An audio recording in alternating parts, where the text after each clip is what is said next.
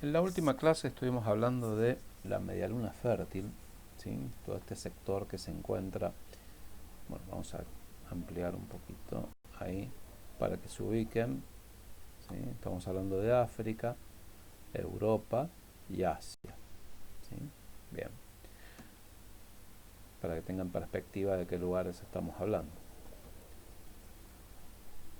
Medialuna fértil se refiere específicamente a, fíjense dónde está Egipto, el río Nilo, ¿sí? eh, la costa este del Mediterráneo y más hacia el este, en el continente asiático, la zona de la Mesopotamia. ¿Sí?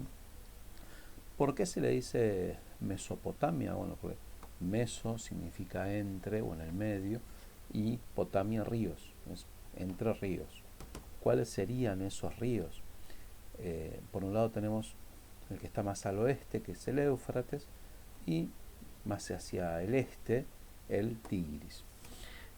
Ríos que nacen en estas alturas de Turquía, ¿sí? Y que desembocan, cuando se juntan en los últimos kilómetros, en el Golfo Pérsico. ¿Sí?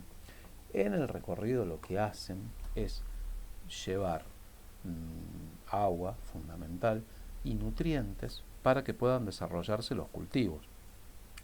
¿Por qué es significativa Mesopotamia y por qué vamos a empezar por esta zona para hablar de civilizaciones? Bueno, porque es donde surgieron las primeras culturas vinculadas con la nuestra, de las que tengamos conocimiento, más o menos en el 4000 a.C. ¿Qué es lo que ocurrió aquí? Diferentes pueblos nómades, es decir, que no tenían una residencia fija, pueblos que venían de Europa, ¿sí? Vamos a reducir un poquito acá, eh, pueblos que venían de Europa, de indoeuropeos, ¿sí?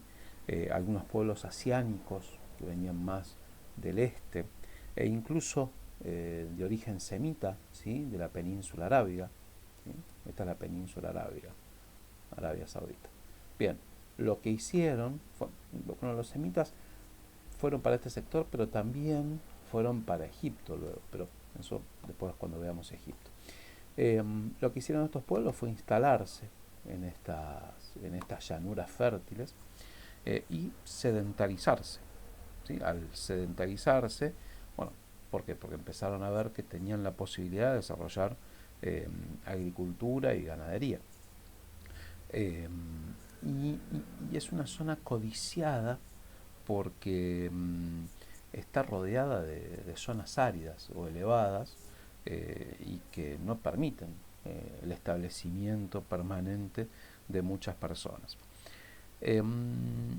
Lo que empezaron a hacer fueron estados. ¿Se acuerdan que hablábamos el otro día de lo que son los estados? Son organizaciones que sí o sí tienen que tener un territorio eh, donde se desarrolle una población, tiene que haber un conjunto de leyes y tiene que haber un gobierno. Si no hay ninguno de esos elementos, bueno, pues no se puede considerar que sea un Estado. En el caso de la Mesopotamia, lo que hicieron fueron ciudades-estado. ¿Sí? Ciudades, ¿sí? Estados que estaban comprendidos, no como la Argentina que tiene muchas ciudades, sino ciudades independientes, ¿sí?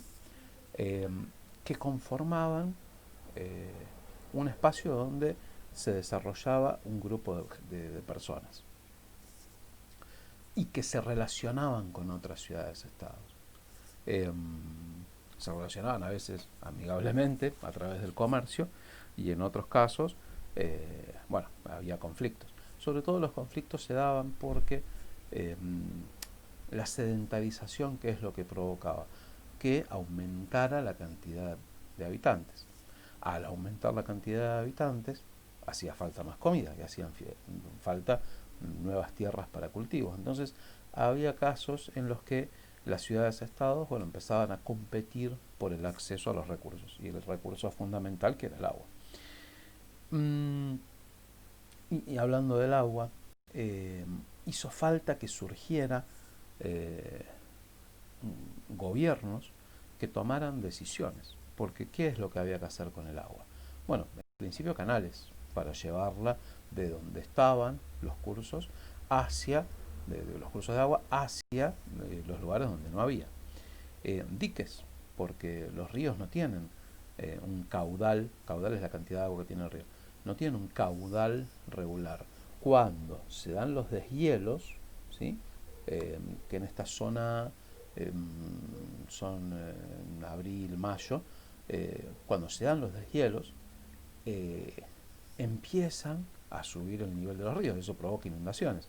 En esta zona de Irak, tradicionalmente, este río que está aquí, el Tigris, ha sido el responsable de numerosas inundaciones. Entonces lo que tenían que hacer eran diques, de hecho tienen como 20 diques cada uno de los ríos en diferentes países, ¿sí? Tanto sea en Turquía, Siria como en Irak, ¿sí? Al día de hoy. Y bueno, para poder hacer esos diques hacía falta movilizar un montón de mano de obra, un montón de recursos, y para eso tenía que haber gente que tomara decisiones. En un principio los que tomaban decisiones eran los sacerdotes, que eran aquellos que eh, bueno, tenían más conocimiento o más información que el resto.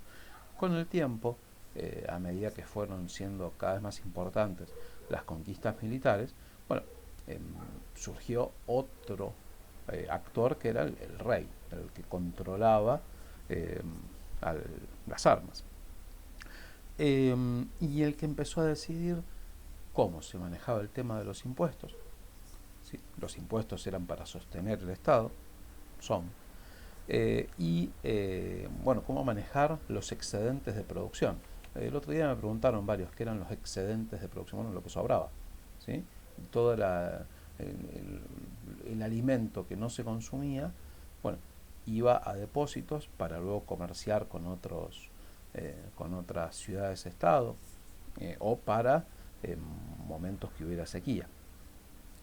En esta zona en particular, eh, más hacia el sur, surgen las primeras escrituras, ¿sí? Los primeros mapas, incluso inventan los ladrillos de adobe para la construcción. Eh, bueno, con la construcción también desarrollaron el arco, ¿sí? En las puertas. Eh, la bóveda de los edificios también es algo que inventaron aquí. Y después, bueno, eh, tuvieron gran influencia con las matemáticas, ¿sí? El sistema sexagesimal, por ejemplo, lo heredamos de ellos, ¿sí? Eh, Numerosos trabajos de geometría o de astronomía también, que después fueron incorporados eh, por, por otras culturas de las que deriva la nuestra. El primero de los pueblos que se sedentarizó aproximadamente en el 4000 a.C.